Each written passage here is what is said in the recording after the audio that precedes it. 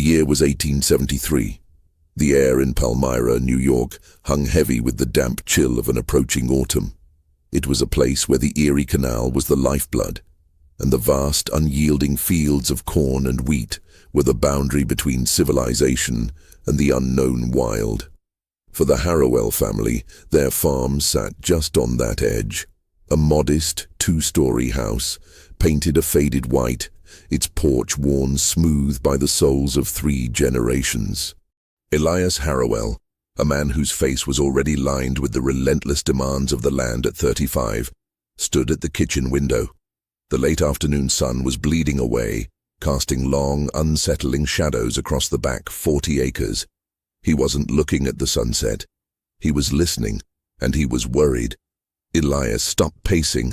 You'll wear a hole in the floorboards," Sarah, his wife, said softly, wiping her hands on a linen apron. Her voice, though calm, couldn't quite hide the tremor that had become common in their home lately. "They're at it again, Sarah. Listen." Sarah paused her work, her head cocked towards the sturdy, locked back door. The only sound at first was the comforting, predictable crackle of the stove fire. Then, faint and distant, it arrived, a low, guttural howling. It wasn't the clean, lonesome sound of a wolf. This was rougher, more fragmented, like a chorus of strained, desperate throats. And there wasn't one. There were several. The noise had started 3 weeks ago. It wasn't just the sound, it was the damage. First, it was the chicken coop, slats ripped apart, the terrified birds gone, but no large footprints, only strange, deep gashes in the soft mud near the feed trough. Then the scarecrow was found tossed into the well, its straw stuffing scattered like a warning. Elias walked over to the wooden table where Samuel, their 8-year-old son, was painstakingly drawing with a charcoal stick. The boy's picture wasn't of the farm or the canal. It was a crude, dark depiction of figures with long limbs and hunched backs, their faces obscured by deep shadow. "What is that, Sam?" Elias asked, trying to keep his voice neutral. Samuel didn't look up. "They watch us, Pa. They hide in the tall corn. When the wind moves it, they move with it." A cold dread tightened around Elias's chest. The local sheriff, Mr. Albright, a pragmatic man more concerned with petty thieves and stray livestock, had dismissed their concerns as the ravings of an overly imaginative farmhand. Elias knew better. He hadn't told Albright about the most unsettling discovery, the tracks. They weren't dog, wolf, or bear. They were long, narrow, and ended not in claws, but in what looked disturbingly like 5 human-like toes. Later that night, the family gathered in the small, cramped parlor, the oil lamp turned up high. The windows were shuttered and barred from the inside with thick wooden planks. They were barricaded, not against men, but against something they couldn't name. Sarah was reading from the Bible, the familiar verses a small, fragile shield against the growing darkness outside. Elias sat, his old hunting rifle, a single-shot muzzle-loader, resting across his knees. Samuel was curled up on a worn rug near the fireplace, attempting to sleep. Around midnight, the stillness of the rural night shattered. The howling was closer now, not a distant choir, but a deafening chorus of snarls right beyond the woodline. The sounds weren't uniform. Some were high-pitched and frantic, others a bass growl that seemed to vibrate in the very bones of the house. Thump. A heavy impact shook the porch. Sarah gasped, clutching the Bible to her chest, scraping, ripping. The sound of wood tearing splintered the air. Elias rose silently, signaling Sarah to keep Samuel down. He moved to the front window, peering through a narrow gap where the shutters met. The night was moonless, but the faint glow from the lantern inside gave him a limited, terrifying view of the front yard. He saw nothing clear, but he saw movement, low to the ground, fast and unnervingly fluid. A silhouette darted across the periphery, too quick to identify, yet its speed and posture were unnatural. It moved like a predator, but with a deliberate, calculated grace that chilled him. Then he heard a new sound, a scratching, desperate rhythm against the heavy oak of the front door. Not a knock, but a frenzied, clawing attempt to gain purchase, accompanied by heavy, ragged breathing that sounded entirely too close. Elias knew the door would hold, for a time. But the desperation in the sounds, the sheer persistence of the assault, spoke of a pack, focused and starving. They weren't trying to break in randomly, they were hunting, and they were hunting the Harrowells. A small cry escaped Samuel's lips. "Pa, I'm scared." Elias turned, his face grim, illuminated by the flickering lamp. "Sarah, get the boy upstairs. Go to the master bedroom and lock the door. Do not, under any circumstances, come down until dawn." He raised the rifle, the cold steel a meager comfort. His heart hammered a frantic drumbeat against his ribs. He had to know what they were. He had to see it. He crept towards the door, the heavy breathing on the other side almost in sync with his own. He was a farmer, a man of faith and routine, now pushed to the brutal precipice of survival against an unseen, unnamed horror. Splat. A viscous liquid, thick and smelling faintly of wet earth and something metallic, hit the inside of the window near the door. The scratching stopped, replaced by a low, collective sniffing. They knew he was there. Elias pressed his ear to the wood, straining to hear over his own ragged breath. The silence that followed the assault was worse than the noise. It was the silence of calculation. He glanced up the staircase just as Sarah's silhouette disappeared onto the landing. He was alone with the door, the rifle, and the terror of the unknown pack lurking just beyond the wood. What had started as simple vandalism had escalated into a siege. He didn't believe in devils, but whatever was out there, it was purely, viscerally malevolent. The reality of the threat, the non-supernatural but profoundly terrifying thought of creatures driven by raw hunger or a twisted animalistic intelligence, was a paralyzing psychological drain. He rechecked the powder in the rifle, his hands shaking. The hunt had begun. Don't miss the next chapter of this chilling story. Hit the subscribe button and the notification bell so you won't miss a minute of the Harrowell family's terrifying struggle for survival. What happens when Elias finally faces the pack? Find out soon. The silence following the wet impact on the window was a heavy blanket, more suffocating than the frantic noise had been. Elias Harrowell stood frozen, his eyes fixed on the door, every nerve ending screaming a warning. He hadn't fired the rifle. The charge was precious, and he couldn't afford a missed shot on an unseen enemy. He held his breath, listening for the calculated move he knew must be coming. The sniffing continued, wet, heavy inhalations that suggested large muzzles pressed against the gaps in the doorframe. Then, the rhythmic, thudding impact began again, lower this time, aimed at the foundation of the house itself. They were testing the structure, intelligent enough to seek a weaker point than the reinforced door. Elias moved swiftly, though trying to mute the sound of his heavy boots on the wood floor. He crossed to the fireplace, grabbed the poker and quietly pulled back the rug. Beneath the floorboards was a small, dusty cellar, a cold storage area, built of solid stone, designed to keep root vegetables through the harsh Palmyra winter. He knew he couldn't hold the main floor if the pack successfully compromised the foundation, but the cellar was his only escape route if the worst came. The floorboards above it were old, marked by 2 generations of wear, and constituted a critical vulnerability. As he worked the edge of the board with the poker, a new, sickening sound arose outside, a low, persistent chewing or gnawing, accompanied by the muffled crunches of small stones and dirt being dislodged. They were digging. Panic, cold and sharp, threatened to overwhelm him. He needed air, clarity. He glanced back towards the stairs. He could hear Sarah's soft, repetitive prayer from above, a tiny, defiant human sound against the savagery outside. It grounded him. He wasn't just defending a house, he was defending them. Elias managed to pry up the board just enough to see down into the absolute blackness of the cellar. The hole was too small, but it was a psychological reassurance, a way out. Suddenly the gnawing stopped. The silence returned, abrupt and total, instantly ratcheting the tension to an unbearable pitch. Elias froze, rifle raised, his finger trembling near the trigger. Had they left? A high-pitched, whining shriek erupted from the back of the house, near the woodshed, a sound of immense pain and fury, followed by the sickening crack of wood snapping. The pack had shifted its target, perhaps sensing the vulnerability of the outer structures. Elias realized they were probably targeting the farm's most valuable resource, the livestock.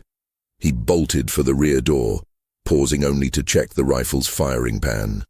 He had to draw them away from the shed, where their only cow, Bess, and their 2 remaining pigs were sheltered. Losing the animals meant starvation by winter. He slipped the heavy iron bar from the rear door. As the metal scraped against the wood, the howling from the shed abruptly stopped. Again, the profound, unnerving silence. They heard it. They were adapting. Elias flung the door open. The autumn night air hit him, damp, cold, and carrying a new, terrifying scent. A powerful, musky odor, like old, wet animal hides mixed with something acrid and sour, like burnt chemicals. He could see them now, vaguely. The sky had a thin, milky haze that provided just enough ambient light. There were 3 of them, moving low and fast in the shadows of the woodshed, their forms indistinct, hunched, and larger than any dog or coyote he had ever seen. They were not quadrupedal, but seemed to move on 2 legs, sometimes dropping to all 4s in an unnervingly quick motion. He lifted the rifle, aiming at the center mass of the nearest creature, a shadow roughly 7 feet away, wrestling with the heavy latch on the shed door. Click! The muzzle loader misfired, the powder damp from the cold night air, a common, terrifying failure of 19th century technology. The creature's head snapped toward him. The other 2 instantly turned, their movements perfectly synchronized, a chilling display of coordinated intelligence. Their eyes caught the faint kitchen light escaping the door behind Elias. 3 pairs of eyes that seemed to reflect the light with unnatural intensity, like glass marbles. Elias dropped the rifle, useless for a second shot, and snatched the heavy iron bar used to bolt the door. He swung it wildly at the creature closest to him. The bar connected with a sickening thud against a hard, bony surface. The creature let out a high-pitched, furious cry and stumbled back, but did not fall. Elias saw it for a fleeting, horrifying instant. A lean, muscular torso, covered in patchy dark hair that looked more like thick, coarse leather than fur. Its head was long and narrow, but the mouth, a gaping maw filled with rows of short, blunt teeth, was the most disturbing feature. It was not a pure animal. It was a terrifying, grotesque corruption of something vaguely human. The creature's companion, faster and lower, lunged at Elias's legs. He sidestepped the rush, and the creature slammed into the house wall with a force that made the wooden planks groan. They are strong, he thought, stronger than any man. He realized he couldn't fight them, not 3 of them. He backed slowly into the house, the iron bar held defensively. He slammed the door, throwing the heavy bolt just as the first creature recovered and slammed its full weight against the oak. The door shuddered, but held. He stood against it, chest heaving, listening as the pack regrouped, their snarls now replaced by that unsettling, quiet sniffing, right on the other side of the wood. The rest of the night was an ordeal of escalating psychological torment.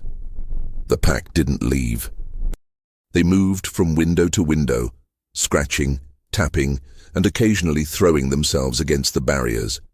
They seemed to be studying the house, learning its structure, relentlessly applying pressure.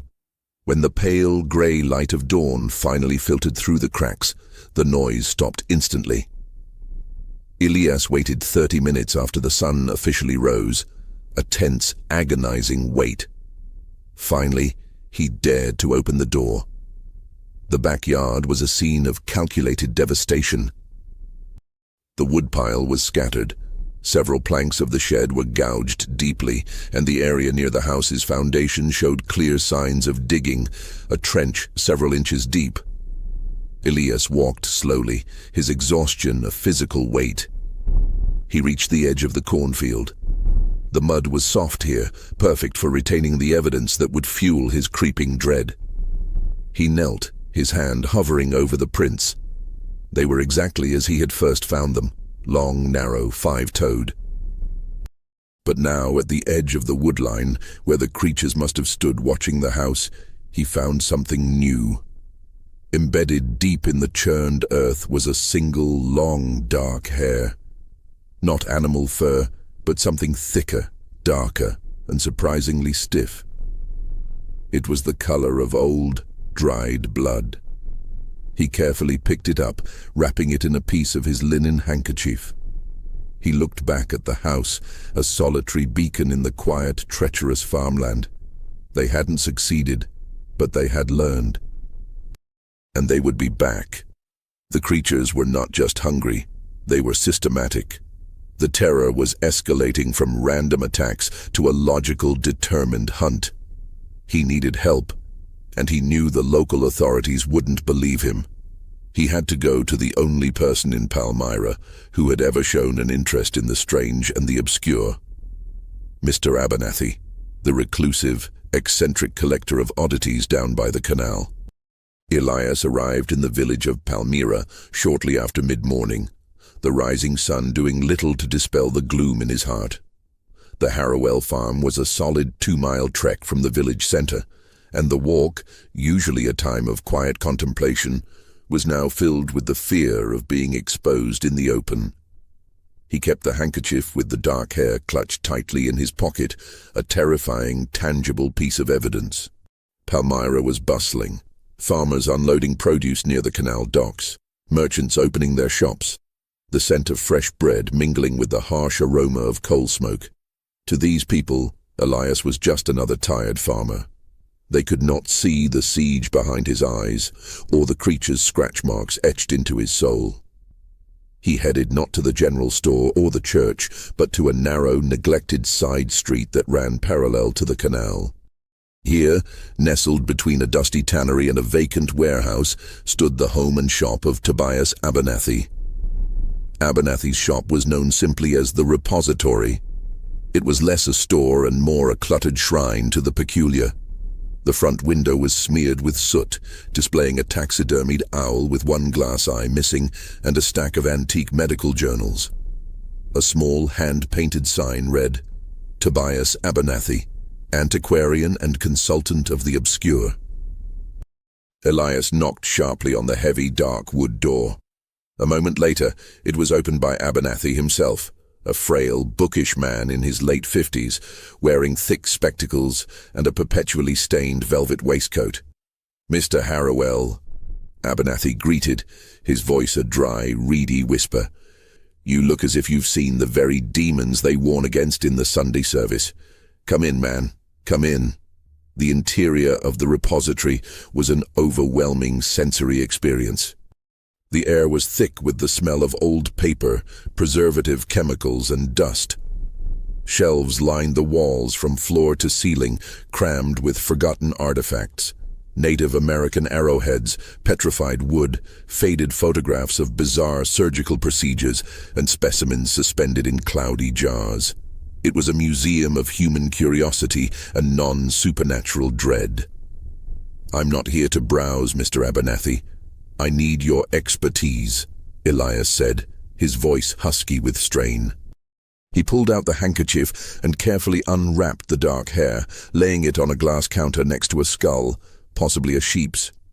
Abernathy leaned in, his nose nearly touching the counter, his spectacles magnifying his already intense gaze.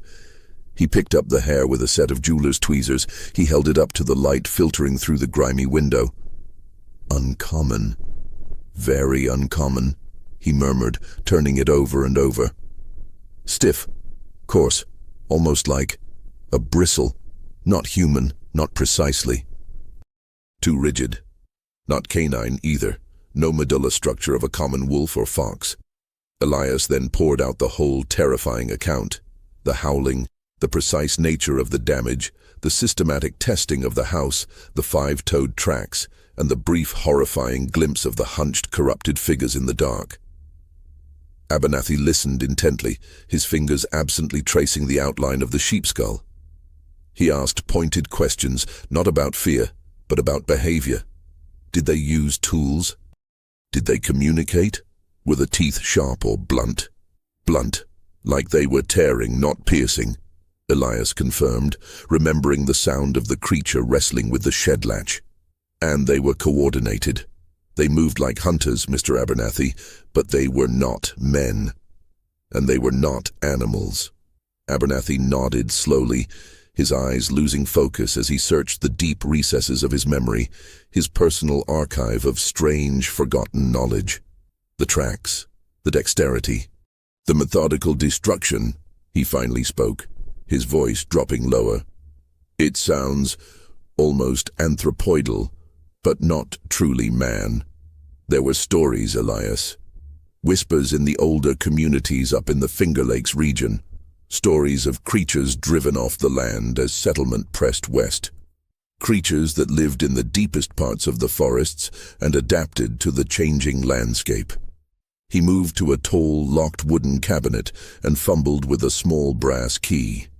He pulled out a heavy, leather-bound book, its cover faded and warped with age. The title, etched in gold leaf, was simply Terra Incognita, an unofficial compendium of North American anomalies.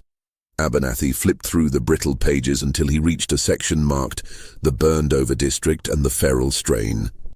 He pointed to a crude, unsettling illustration, a figure that was a horrifying middle ground between a great ape and a severely deformed man, drawn with almost distressing anatomical detail. Its limbs were too long, its head too small, its gait perpetually bent. They were called the Outliers by some early settlers, Abernathy whispered, translating the archaic language on the page. Poor, isolated souls, often immigrants or dispossessed farmers, forced into the utter wilderness by poverty and the relentless march of industry and agriculture. They became feral, isolated, degenerate. He looked up at Elias, his academic calm shaken by the gravity of the text. They survived on raw scavenger diet. They lost the ability to speak language but maintained a terrifying pack intelligence, a coordinated social hunting structure. Their skin thickened. Their teeth became blunt from chewing bone and raw fiber. They learned to fear fire but understood how to use darkness and silence as weapons. They are the ghosts of human failure, Elias. They are us, stripped of civilization and pushed back into the animal kingdom. The truth was far more horrifying than any phantom or goblin. It was human. It was real. But why our farm? Why now? Elias demanded, the iron bar's cold metal a useless memory against this psychological onslaught. Abernathy's eyes narrowed, shifting from the text to the map on the wall, showing Palmyra's position relative to the deep, unsettled forests to the south. The canal brought people. The people brought progress. But they also brought scarcity, Abernathy explained, tapping the map. The severe winter last year, the early freeze, it killed off the natural prey for animals. And for these, you have livestock. Your farm is isolated. You are the easiest source of food before the snow locks in. They are not ghosts, Elias. They are desperate, starving men who have forgotten how to be human, and that makes them the most terrifying creature of all. Elias understood. They weren't seeking to scare them away. They were planning a massacre for survival. I need protection. I need help, Elias said, the fear replaced by a cold, sharp resolve. Abernathy closed the book with a heavy thud. The sheriff won't believe you, but I might know a man. A man who understands what happens when civilization breaks down. He lives near the old quarry, a veteran of the recent war. A hunter, and perhaps a protector. But the price of his help will be steep, Elias. The price of truth always is. Elias looked at the dark hair on the counter, then at the disturbing illustration. He knew he had no choice. He was already engaged in a war, fought not against the devil, but against the crushing, brutal realities of human existence. The quarry was a skeletal scar in the landscape, a few miles south of Palmyra, a place of sheer rock faces and deep, stagnant water. The man Elias sought lived in a small, rough-hewn cabin built directly against the rock face, a deliberate, solitary, defensive position. Silas Vance was not the type of man Elias usually associated with. A veteran of the recent war, Silas was a figure of quiet, intense muscle and profound stillness. His eyes, the color of flint, held a distant, permanent exhaustion. He was leaning against a split log, sharpening a massive Bowie knife, the hissing of metal on stone the only sound. Elias presented his case with precise, measured calm, avoiding exaggeration. He spoke of the tracks, the coordinated attack, the appearance of the creatures, and Abernathy's terrifying theory of the outliers. He then laid the dark hair and a detailed charcoal sketch of the 5-toed tracks on a rough-hewn table. Silas finished a stroke, tested the blade's edge with his thumb, and finally looked up. "You came all this way to tell me you have a pack of desperate men living feral in the woods." Silas's voice was low, gravelly, devoid of pity or surprise. "The woods are full of desperation, Mr. Harrowell. The war didn't just break the land, it broke the men who fought on it. They wander, they starve, they revert. These aren't just wanderers, Mr. Vance," Elias insisted, pointing to the drawing of the track. "The gait, the dexterity to tear apart the shed like that. This is organized. They are using tactics. They are not animals, and they are not ordinary men. They are something between." Silas finally picked up the dark hair. He smelled it. His expression remained unreadable, but a faint, almost imperceptible tension settled around his mouth. "They're not wolves. No, too thick, too coarse. Human-like, but not groomed. Living rough, very rough." He dropped the hair. "Why me? Why not the sheriff?" "The sheriff thinks I'm mad. Albright is concerned with law, not with what lies outside it," Elias stated. "Abernathy said you understand what happens when civilization fails. He said you understand the hunt." Silas gave a humorless grunt. "I understand what men do when they have nothing left to lose. And yes, I understand the hunt. I've lived on both sides of the rifle, Mr. Harrowell." He stood up, towering over Elias. His rifle, a modern fast-loading lever-action repeater, a marvel of post-war technology, was mounted above the mantel. "My price," Silas said, his eyes drilling into Elias's. "I don't want money. Money is useless when the pack is at your door. I want the truth. If I kill them or drive them off, I want to know exactly what they were doing and how they lived. I want to see the lair. I want to study the degradation. The world needs to understand that the monster isn't born from sin, but from social neglect." Elias hesitated. This was a man seeking not rescue, but a thesis on the limits of humanity. It felt cold, scientific, and almost as unsettling as the pack itself. But it was a deal forged in shared reality. "If you protect my family, you have my word. The Harrowell farm is yours to study," Elias agreed. Silas gave a curt nod. "Good. Then we have a pact." Silas then began to methodically outline a defensive strategy. He rejected Elias's single-shot rifle immediately. "They learn," you said. "A single shot will only teach them caution. We need a sustained deterrent." He pulled down his repeater rifle, its mechanism a complex piece of engineering. He handed Elias a small pouch of specially prepared deterrents. Lye powder, mixed with old gunpowder residue and pepper. "We spread this near the foundations. It won't kill them, but the smell and the sting will disorient them. Buy us time." Next, he examined the charcoal sketch of the tracks. The 5-toed print and the hunched gait, they favor the cover of the corn. They move when the wind moves the stalks, using the noise as a screen. We cut a perimeter. Cut the corn. It's nearly harvest, Elias protested. Your choice, farmer. Lose a line of corn or lose your family. We cut a 20-foot ring of clear ground around the house and the outbuildings.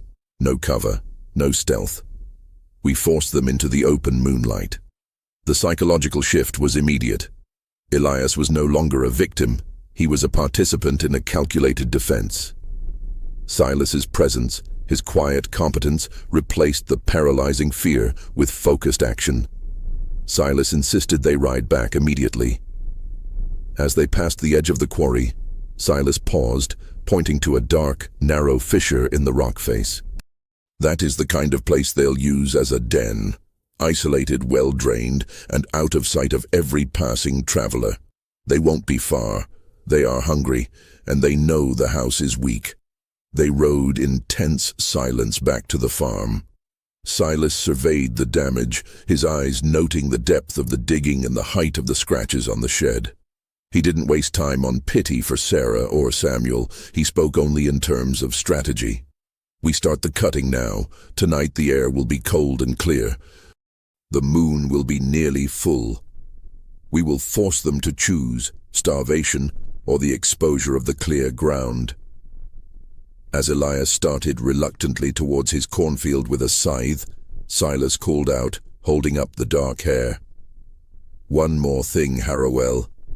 The sheer lack of clothing, the coarse hair, the blunt teeth.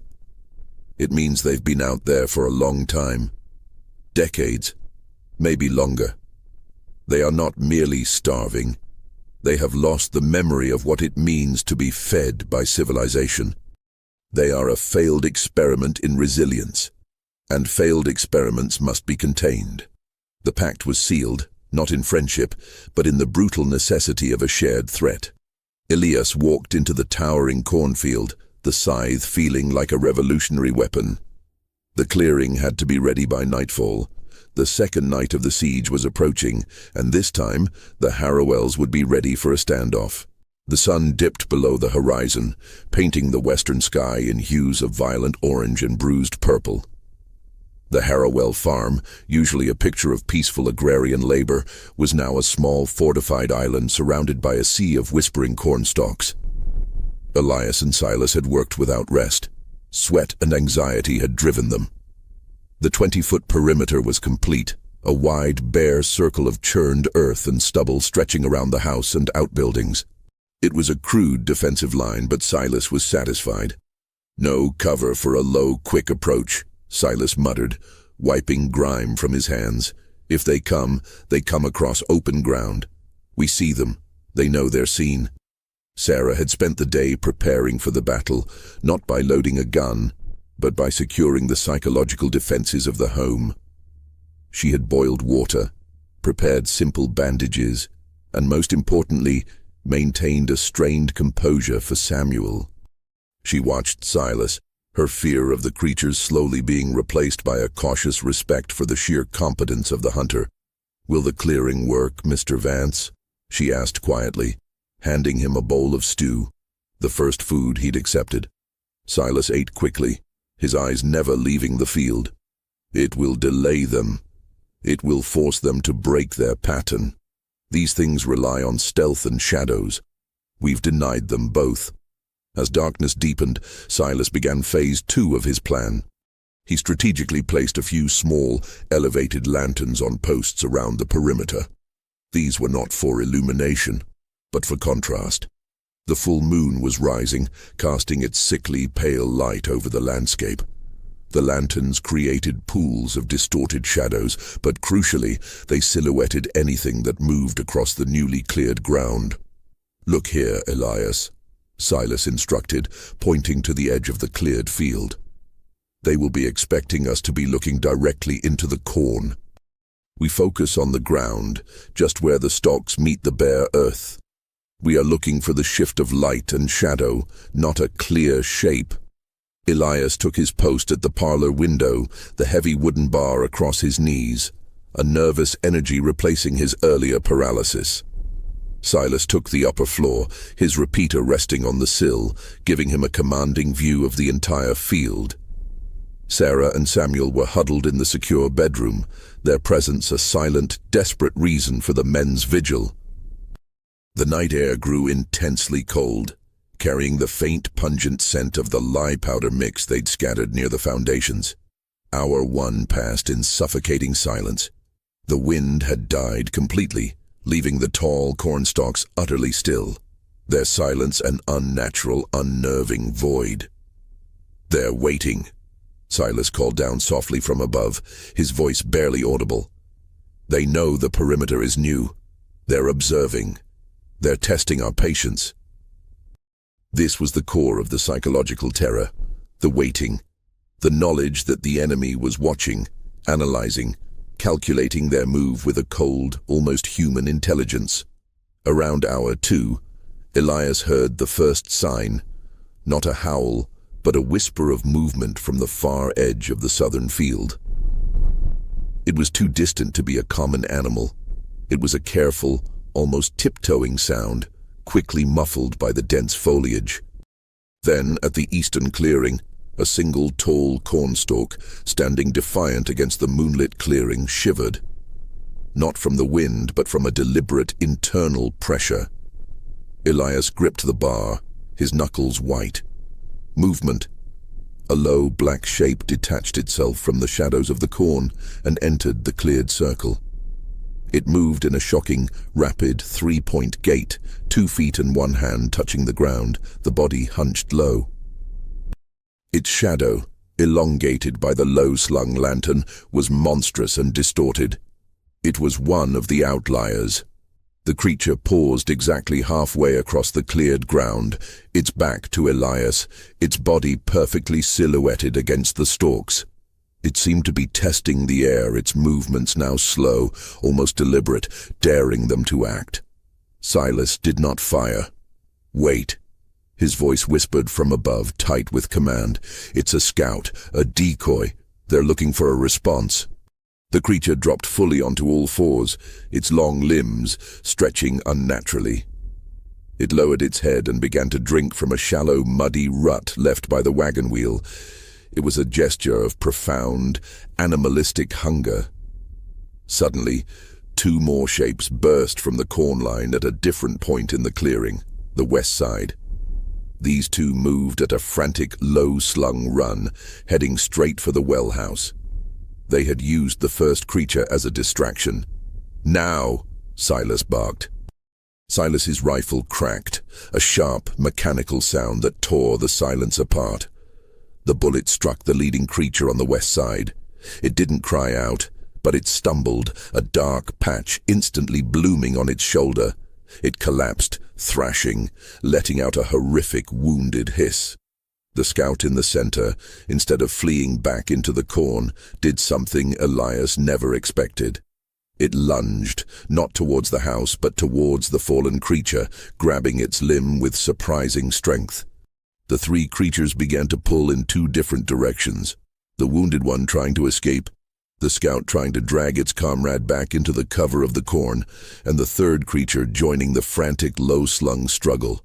The sight of the pack prioritizing a wounded member over a direct attack on the house was a new, chilling detail.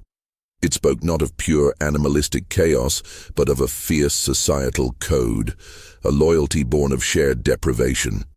Silas fired again, aiming for the legs of the creature dragging the casualty. The shot missed, kicking up a spray of dirt near its feet. The pack, now aware of the sustained firepower, abandoned the fight for the fallen.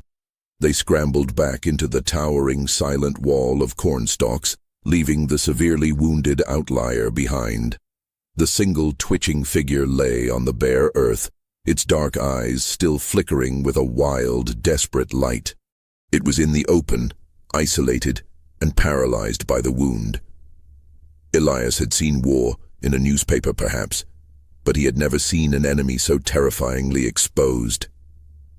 He looked up at Silas, awaiting the final order. Silas did not move. "It's over for tonight. They won't leave the wounded. They'll be back for it before dawn. We hold our positions, Elias. The perimeter held. But now we have a prisoner, and the real truth is about to come into the light." The wounded creature writhed silently in the center of the moonlight, a horrifying specimen of human degradation and a terrifying key to the entire mystery. The long night finally gave way to a cold, misty dawn. The wounded outlier was still there, immobilized by Silas's shot to the lower torso, but fiercely alive. Its breathing was shallow and ragged, yet its eyes remained fixed on the house, burning with a raw, defiant intensity. Silas approached the figure with the utmost caution, his repeater held ready. Elias followed, his face pale, armed with a heavy wooden club. They had dragged the creature into the wash-house, a small, windowless outbuilding used for laundry, its stone floor perfect for containment. What they saw in the cold light of day was worse than the shadows had suggested. The creature was undeniably human, but warped and hardened by years of feral existence. It was a man, but one who had forgotten how to walk upright. Its skin, where visible, was tough, almost calloused, and covered in patches of the coarse, dark hair Elias had found. Its limbs were disproportionately long, suggesting a lifetime spent crawling and running on all fours. Its nails were thick and broken, worn down like primitive tools. The face was the most chilling detail. Sunken eyes, a heavy, protuberant brow, and the same blunt, widely spaced teeth Abernathy had predicted. But it was the eyes that held the horror. They weren't the blank slate of a wild beast, but the intelligent, wounded gaze of a man trapped behind a wall of savage instinct. "It's a man, Sarah," Elias whispered later, returning to the house, his voice shaky. "God help us, it's just a man." "Don't look at it, Samuel," Sarah instructed her son sharply, pulling him away from the door. "We treat it as a threat, Elias, not as a soul." Silas began his promised examination. He did not torture the captive. His method was chillingly scientific. He used a needle and thread, antiseptic from Sarah's small supply, and a precise military calm to treat the wound, not out of mercy, but to keep the specimen alive for study. "The wounds aren't the only anomaly," Silas observed, kneeling beside the captive. "Look at the feet. The bone structure has adapted. The arch is gone. They use the whole foot, gripping the ground like a hand for speed and traction. The ligaments are hardened from the cold and malnutrition. This is not degeneration from a few months. This is multi-generational exposure." He took a small notebook and pencil, sketching the figure rapidly. His observations were focused on one question. What environmental pressures created this? The cornfields, the woods, the isolation of the New York hinterland. Too poor to farm, too far from the towns, no skills to sell, Silas narrated, almost to himself. They were pushed to the edge, and the only way to survive was to revert. It's a terrifying testament to human adaptability, Elias. They evolved into a perfect, low-light, pack-hunting machine that relies on pure physical tenacity to survive the harsh winters. The wounded outlier made no sound except for low, involuntary whimpers of pain, its eyes darting constantly towards the door, searching for the other members of the pack. Silas moved on to the next crucial question: communication. He brought a canteen of water and a piece of dry bread. He offered both to the captive. The outlier watched the hand, not the food, its gaze suspicious and hostile. Silas slowly placed the water on the floor. The creature lunged, not for the food, but for the water, drinking with desperate slurping sounds like a dog. Silas spoke in a low, clear tone. "What is your name?" The creature paused, its wet eyes blinking slowly. There was a faint flicker of recognition, a shadow of the old language in the depths of its gaze. It tensed, then let out a sharp, choked noise, a sound like a single, truncated syllable. It was the attempt at language, violently suppressed by years of disuse, replaced by the pack's guttural howls. Silas tried again. "Where is your den?" The captive only responded with a low snarl, turning its head away in defiant silence. The memory of humanity was still there, but the will to use it was broken. It was a creature of primal reaction now. Elias, watching this chilling exchange, felt the psychological terror deepen. They weren't dealing with a simple threat. They were dealing with the failure of their society made flesh. The knowledge that they were fighting men, abandoned, feral, and reduced to this state, made every defense, every shot, a moral, agonizing decision. Suddenly, Samuel appeared in the doorway, drawn by the commotion and the raw smell of blood and lie. He looked at the captive, his drawing of the long-limbed figures now brutally, vividly real. The outlier, seeing the child, reacted. A low, soft sound, almost a whine, escaped its throat. It wasn't a snarl. It was a sound of profound grief or longing. For a fleeting moment, the savage instinct was stripped away, and the human father or brother beneath the bestial exterior surfaced. Silas instantly stepped between the captive and Samuel, his face grim. "Get the boy out of here, Elias. Now." Elias grabbed Samuel and rushed him back inside. The moment of human connection had been terrifyingly brief, yet profound. The creature was capable of an emotional response. It had looked at Samuel and seen not prey, but perhaps a reflection of its lost life. "They will be back tonight," Silas stated, his voice hard. "The rest of the pack will be desperate for their comrade. And they will have learned from their mistake. They will no longer use the scout. They will use coordination and overwhelming force." He looked down at the captive, who was now slowly turning its head towards the cornfield, as if sending a silent message. "We have the key to the mystery, Elias. Now we must use it to survive the coming storm. The pack will attempt to retrieve their own, and we are going to use that attempt to end this siege." The examination had confirmed their greatest fear. The enemy was human, organized, and utterly dedicated to their survival. The sun climbed higher, bathing the Harrowell farm in the deceiving warmth of a crisp autumn day. Elias and Silas spent the afternoon fortifying their position, their movements efficient, their dialogue purely strategic. Silas's plan hinged on the pack's fierce loyalty to their wounded comrade, a human trait that had survived the feral degradation. "Their attachment is our advantage," Silas explained, pacing the perimeter with a coil of thick manila rope. "It confirms Abernathy's theory. They are a family unit, a tribe, not just a random collection of starving beasts. They will not tolerate the exposure and suffering of their own." The perimeter was checked, the lye powder mix replenished. Silas focused on two distinct locations: the wash house where the captive lay, and a dark, overgrown ravine 30 yards beyond the corn line, a natural drainage ditch that ran down to the canal. The pack came from the north and west last night. Tonight, they will try the south, where the land is steepest and the shadows are longest. They'll use the ravine for cover on their approach, then break for the wash house to retrieve their man, Silas calculated, his military training taking over. Silas had devised a double trap. Trap 1, the wash house. They secured the building with additional heavy beams and placed a large, oil-soaked pile of rags just inside the stone doorway. If the pack managed to breach the stone walls, Elias's job was to ignite the rags and retreat to the main house. The fire and smoke, a primal fear for any feral creature, would buy them precious minutes. Trap 2, the ravine. This was Silas's specialty. Using strong tree branches and the thick rope, he constructed a series of simple tripwire snares across the narrowest points of the ravine, concealed by layers of loose brush and dead leaves.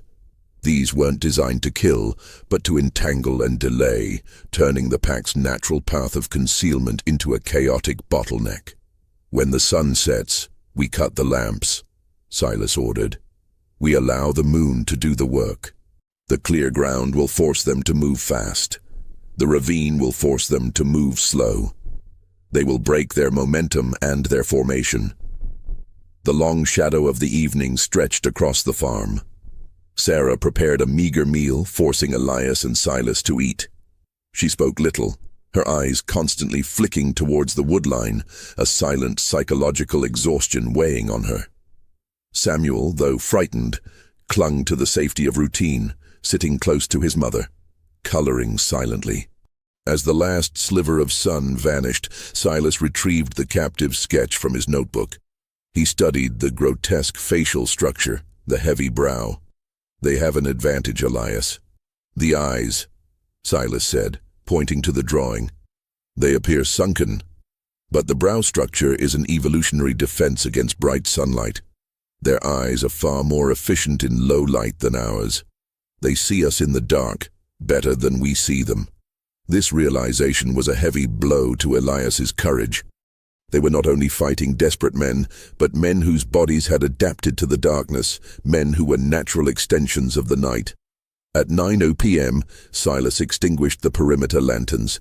The moonlight was blindingly bright on the cleared ground, but the shadows in the corn and the ravine were now absolute black. The silence that followed was intense. It was a silence of waiting, of an enemy calculating their next move. Elias took his post on the ground floor, his rifle loaded, his single shot now a profound commitment. Silas was above, providing the sweeping cover. Hour 1, nothing. Hour 2, stillness. Then, just before midnight, the silence broke. It was a single, high-pitched whistle from the woods near the ravine. A sound almost like an owl, but too sharp, too deliberate. "That's them," Silas whispered from above. Not an animal sound, a learned signal. They've gone around the exposed ground. They're using the ravine. Elias felt his heart hammer against his ribs. The whistling stopped, replaced by the faint, muffled sounds of bodies moving quickly through dense undergrowth. "They are coming." The sound of the first trap engaging was a violent, shocking noise, a sudden, heavy crash, followed by a burst of furious, guttural snarls and the violent snapping of wood. The pack had hit the snares. A few seconds later, the second noise, a series of frantic, desperate yipping sounds, a distress call from an entangled member. The element of surprise, the pack's greatest strength, had been shattered. Now they scatter. Silas's voice was tense, adrenaline-laced. "They won't stop to untangle. They will try to flank the wash house, running across the open ground. Be ready." Elias watched the perimeter. The cornstalks at the far end were now violently shaking, followed by the appearance of 3 fast-moving, hunched silhouettes. They were sprinting across the moonlit clearing toward the wash house, moving with a desperate, unified purpose. They weren't using stealth, they were relying on sheer speed. Silas fired his first shot, a crack, whoosh that echoed across the fields. The lead runner stumbled, his forward momentum carrying him into the side of the stone wash house. The remaining 2 creatures didn't pause. They were at the door instantly, tearing at the heavy planking. The sounds of ripping wood and furious, desperate effort were deafening. Elias had his orders. He threw the rear bolt of the main house door, rushing toward the washhouse, the wooden club his only defense. He reached the side door, pulled a long, sulfur-soaked match from his pocket, and threw it onto the pile of rags he'd set near the doorway. Foom! A burst of hot, acrid smoke and flame erupted inside the small structure. The pack, halfway through tearing the door open, recoiled instantly, letting out high-pitched, terrified cries, the smell of fire overwhelming their feral instincts. They dropped their comrade and scrambled, moving not back to the corn, but toward the relative safety of the main house, their last known location of their human opponents. The 2 surviving creatures were now running directly towards Elias. They were less than 20 feet away, their faces contorted in a horrifying mask of smoke-induced panic and sheer malice. The panic-stricken outliers, driven back by the flash of fire, were now committed to the main house. They charged with a horrifying, single-minded focus. Elias stood his ground for a crucial half-second, then ducked back inside the main door, slamming it shut and driving the heavy iron bar home. Bang! The creatures hit the door simultaneously. The heavy oak shuddered violently. The sound was immense, a physical blow that rattled the very foundations of the house. Elias scrambled back to the parlor window, his adrenaline a white-hot current. He aimed his single-shot rifle at the heavy wooden shutter. "Elias, don't open it!" Sarah screamed from upstairs, having heard the terrifying impact. "We have to draw their attention," Elias yelled back. He fired the rifle directly through the seam of the shutter. The boom was deafening inside the small parlor. The creatures immediately reacted to the noise and the scent of burnt powder. They abandoned the front door and began to furiously tear at the shutters, their claws finding purchase in the softer wood. Upstairs, Silas was already moving. He had seen the shift in their attack pattern. He knew they were attempting to breach the weakest point of the defense, driven by fear and a need for immediate shelter from the fire. Silas slid open the glass pane of the upper window and sighted his repeater. He aimed not for the bodies, but for the point of leverage, the gap where the creatures were attempting to pry the shutters apart. Crack, crack, crack. 3 shots in rapid succession. The third one hit the creature's exposed wrist as it was pulling on the shutter. The outlier let out a raw, high-pitched scream, a sound of pure, unadulterated pain, and staggered back, clutching its hand. The other one paused, momentarily confused by the sustained fire from above. The brief moment of respite was all Elias needed. He pulled back from the window, his breath ragged. "They're breaking!" Silas yelled from above. "They're not accustomed to this. They're used to one charge, one defense. Keep the pressure on." The second creature, the one with the shot wrist, realized its inability to breach the window. Driven by pure animalistic fear, it turned and began to sprint back towards the woods, not the ravine, but directly across the broad, moonlit field. The remaining creature, the one that had paused, let out a mournful, agonizing howl that was heartbreakingly human. It looked from its wounded comrade, now fleeing, back to the flickering light of the wash-house fire, and then to the impenetrable house. Its pack, its strength, was fractured. It made a final, desperate, and purely instinctual move. It turned its focus on the only visible non-barricaded structure, the porch.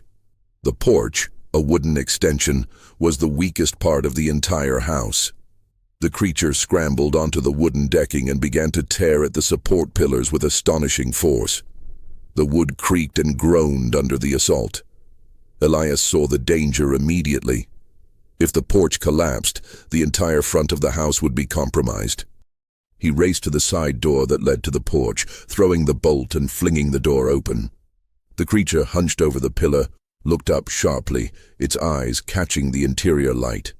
This was it. The final, exposed confrontation. The creature, its eyes burning with hunger and fury, abandoned the pillar and lunged at Elias. Elias did not fire. He had no time to aim, and he did not want to miss his single shot at such close range. He used the butt of the rifle as a heavy club, swinging it in a wide arc. The wooden stock connected with the side of the creature's head with a dull, sickening thud. The creature let out a shocked, strangled gasp and staggered sideways, hitting the wooden railing of the porch. The railing, already rotted by decades of rain, snapped with a loud crack. The creature tumbled over the edge, falling 6 feet onto the hard, moonlit ground below. Elias rushed to the edge of the porch, looking down. The creature was stunned, lying motionless in the dirt. Upstairs, Silas fired his final shot of the night, not at the creature below, but at the fleeing outlier who was nearing the safety of the corn. The shot struck true, hitting the creature's lower leg, crippling its sprint. The figure collapsed just at the tree line, thrashing weakly. Silence returned, a silence born not of absence, but of collapse. The siege was over. Elias, gasping for breath, looked down at the unconscious figure in his yard. He looked up at Silas, who was reloading his rifle with a grim, practiced motion. They had 2 captives, one severely injured in the wash-house, and a second, stunned and exposed in the yard. The third was wounded and likely escaping into the cover of the ravine with its wrist injury. The pack had been broken, their calculated hunt turned into a panicked retreat. But the horror was not yet over. Elias, now calm and exhausted, walked down the porch steps toward the unconscious figure. As he knelt beside it, he noticed something in its clenched, oversized hand. It was not a weapon. It was a small silver locket, tarnished black with age and grime, clutched so tightly that his fingers had to be pried open to retrieve it. Elias opened the locket, his heart sinking with a dreadful certainty. Inside, held behind faded glass, were two tiny oval photographs, a faded image of a young woman with kind eyes, and a small blurred photo of a baby.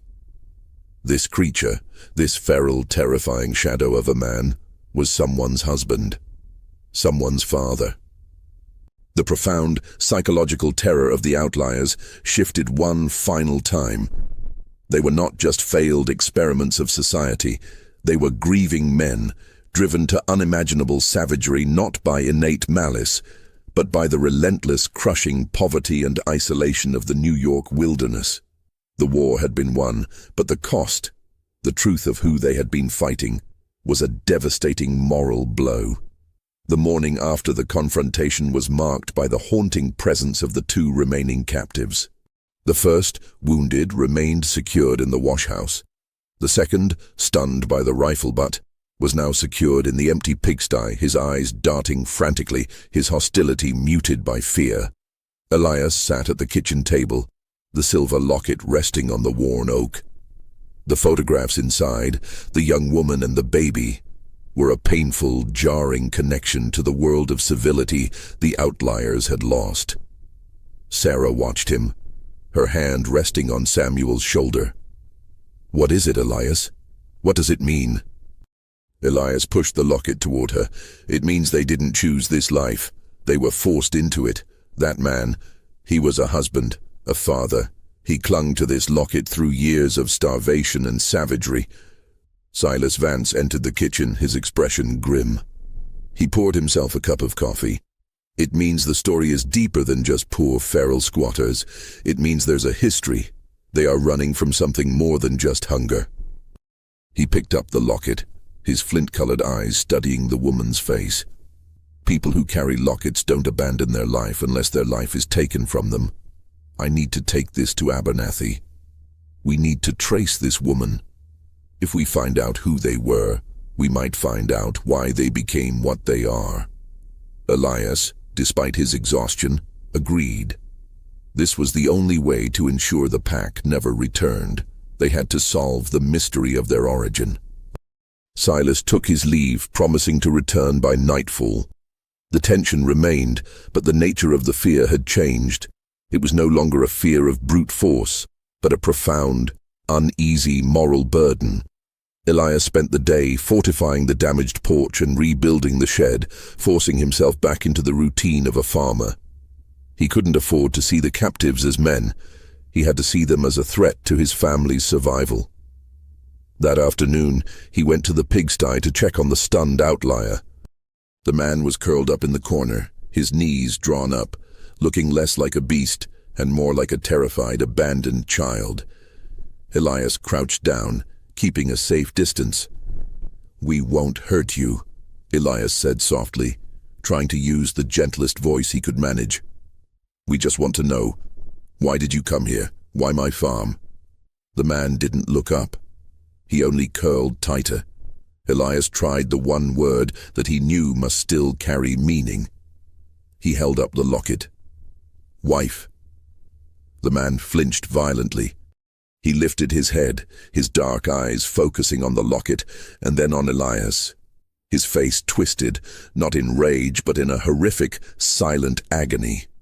He reached out a trembling, clawed hand toward the locket, then pulled it back quickly, as if afraid to touch the symbol of his lost humanity. Then, slowly, painfully, he scratched something into the dusty floor of the sty with his broken nail. It was a crude, shaky drawing, repeated 3 times. A circle with a distinct line through the center. Elias stared at it. It was meaningless. A broken circle. "What is that?" Elias asked. "A symbol? Where did you draw that?" The captive let out that truncated, choked sound again, a syllable that Elias finally parsed, not as a sound of pain, but as an attempt at a place name. Manchester. Manchester, the next town over, a few miles south of Palmyra, where the isolated farmland bled into the deep woods. The man's eyes, full of desperate urgency, then focused on Elias's face and let out a torrent of quick, guttural sounds, a fractured, urgent language only his pack could understand. Then, a recognizable word, distorted, but clear. Cold. The winter, Elias realized. You came because of the cold. You were starving. The man nodded, his head bobbing frantically. He pointed at the drawing again, then to Elias, and then to the locket. The implication was clear. We lost our family at Manchester. We are starving. You will lose yours to the cold if you don't stop us. The man was warning him. The terror was not just survival. It was a desperate plea for help. Night fell, bringing Silas back from Palmyra. He was grim-faced, carrying Abernathy's verdict. "The locket," Silas said, laying an old newspaper clipping on the table. Abernathy traced the image. The woman was Eleanor Roth. She and her husband, Jeremiah Roth, lived in a small cabin near the outskirts of Manchester about 10 years ago, on land that was heavily forested. The clipping was a faded, sensationalist story from 1863. The headline read, "Family Vanishes, Deserters Suspected." The official report said Jeremiah Roth was a Civil War deserter who fled with his family deep into the woods to escape conscription, Silas explained. But Abernathy, using his contacts, found the real story. Roth was not a deserter. He was a poor, isolated farmer who refused to sell his land to a prominent local railroad speculator who wanted to run a new line through his property. The speculator, a powerful man named Alistair Cole, had used his influence to threaten Roth with forced conscription, essentially running him off his own land. The Roths, rather than lose everything, had fled into the undeveloped land near Manchester, where they simply disappeared. Jeremiah Roth didn't vanish, Elias. He and his family were pushed into the wild, and the locket suggests he was the man who led the pack. Silas concluded, placing the newspaper next to the drawing of the circle with a line through it. Elias stared at the crude circle, now understanding. It wasn't a symbol. It was a map. The circle was the Roth farm. The line was the railroad line Alistair Cole intended to run through it. The outliers were Jeremiah Roth's family and perhaps others who had suffered the same fate. They were not just a random pack. They were a tribal resistance against the ruthless march of industrial progress. Their hunt was not just for food. It was a desperate, primal expression of their original displacement. The man in the pigsty had not only warned them of the cold, but had revealed the true enemy. The corporate greed that had destroyed his family and turned them into feral creatures. The morning brought the chilling truth into clear focus. The outliers were the Roth family, and others driven feral by the greed of Alistair Cole, the railroad speculator. The mystery of the unidentified creatures was solved. They were the ultimate terrifying casualties of progress and social neglect. Elias, armed with the locket, the newspaper clipping, and the devastating realization, made a crucial decision. He would not wait for the next attack. He approached Silas by the pigsty. "We don't kill them, Silas. We don't contain them. We expose the truth that made them this way." Silas, looking at the silent, captured outlier, slowly nodded. "A bullet would be cleaner, Elias. But exposing the truth, that's justice." They loaded the two wounded outliers onto the Harrowell wagon, covering them with heavy blankets, ensuring they were restrained but not harmed. Elias left Sarah with the Winchester rifle, instructing her to stay inside with Samuel, promising their survival was the only goal. They rode the bumpy trail back to Palmyra, heading straight for Abernathy's repository. Abernathy, upon seeing the captives and hearing the story of the locket and Alistair Cole, was horrified. "Cole is powerful, Elias. He owns the sheriff. He owns half the town council. You can't simply accuse him. We won't accuse him. We'll force him to confess, Silas stated, his eyes cold. A man who thinks he's above the law is susceptible to a great performance. Silas's plan was audacious, relying on the psychological leverage of the captives. They drove the wagon to the central square of Palmyra, directly in front of the ornate, newly constructed First National Bank, where Alistair Cole was known to hold his office. It was mid-afternoon, the busiest time of the day. Elias stood on the back of the wagon, calling out to the gathering crowd. "Gather around. I have a message for Mr. Alistair Cole. I have the creatures that have been plaguing the local farms." The crowd swelled. Farmers, merchants, townsfolk, all eager to see the monsters that had caused such terror. Elias kept the blankets covering the outliers, building the suspense. Alistair Cole, a man in a pristine tailored suit, emerged from the bank, his face a mask of patronizing disdain.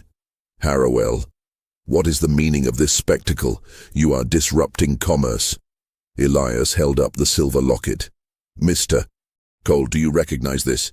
This belongs to Jeremiah Roth." Cole's face went white. The composure vanished, replaced by a momentary terrifying flicker of raw fear. "I have no idea who that is. A deserter, I believe. Get that filthy trash out of my square." Elias looked at the crowd, his voice rising with powerful conviction. "Jeremiah Roth was the man whose land you wanted for your railroad. You threatened him with conscription. You drove his family into the deep woods to starve, and this is what became of them." With a dramatic flourish, Elias ripped the blankets from the two captives. The sight of the two feral, hunched men, their eyes wild, their faces contorted, their bodies covered in patches of coarse hair, sent a gasp of revulsion and horror through the crowd. They were grotesque, yet undeniably human.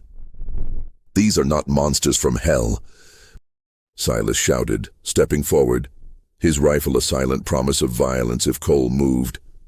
"These are men, fathers and brothers, forced by poverty and fear to live like beasts. They are the consequence of your greed, Mr. Cole." The collective shock in the crowd was palpable. They had heard the whispers of the Roth family vanishing, but to see the result of that disappearance made the horror immediate and real. Alistair Cole, seeing the crowd turn on him, his veneer of respectability shattering, lost control. "They chose the woods! They are rabid dogs! I'll have them shot! Albright, arrest this farmer!" Sheriff Albright, positioned at the edge of the crowd, hesitated. He looked at the faces of his neighbors, the disgust and sudden terrifying realization dawning in their eyes. He looked at the two creatures, the horrifying living proof of Cole's corruption. Cole, desperate to regain control, grabbed a heavy cane from a security guard and lunged towards the wagon, aiming a vicious blow at the captive's head. Silas, with a lightning-quick move, struck the cane aside with the barrel of his rifle. "They have suffered enough, Cole. You won't make them suffer anymore." The action broke the tension. The crowd surged forward, surrounding Cole, their whispers turning into shouts of accusation. The psychological damage was done. The evidence was real, breathing, and undeniable. The creatures were no longer a myth. They were the town's own hidden shame. The captives, protected by the sudden human shield of the crowd, looked up at Elias, their eyes betraying a momentary profound recognition, a glimmer of the man Jeremiah Roth had been. The immediate terror was resolved, but the legacy remained. Silas took charge, ensuring the two captured outliers were moved to a secure, warm location, and arrangements were made for their slow, agonizing transition back to a life they no longer knew how to live. Elias returned to the farm and embraced Sarah and Samuel, the fear finally receding, replaced by a deep, weary satisfaction. They had survived, not by killing the monsters, but by proving the real monster was human negligence. Silas, true to his pact, recorded his final notes on the feral strain, a horrifying testimony to the fragility of civilization. Elias, however, kept the silver locket. It served as a permanent reminder. The deepest, most lasting terror is not the unknown, but the cruel, avoidable reality of human desperation. The Harrowell family was safe, but the ghosts of the Roth family would forever remind them of the thin, treacherous line between civilization and savagery.